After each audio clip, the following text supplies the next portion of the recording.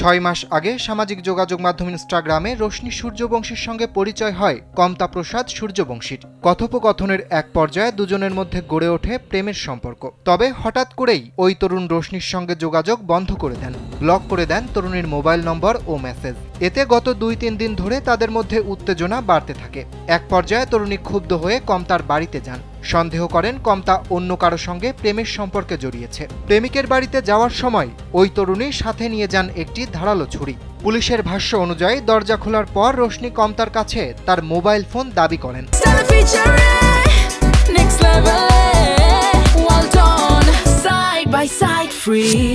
Kamata phone দিতে অস্বীকৃতি জানালে দুজনের মধ্যে তীব্র বাকবিতণ্ডা শুরু হয়।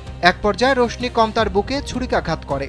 ঘরের ভেতরের হইচই শুনে কমতার রুমমেট বাইরে এসে তাকে মেঝেতে রক্তাক্ত অবস্থায় পড়ে থাকতে দেখেন। পরে দ্রুত তাকে হাসপাতালে নেওয়ার চেষ্টা করা হলেও পথেই কমতার মৃত্যু হয়। ঘটনাটি ঘটেছে ভারতের ছত্তিশগড়ের বিলাসপুরে। নিহত কমতা ওই এলাকায় ভাড়া বাসায় থাকতেন এবং স্থানীয় একটি হোটেলে কাজ করতেন।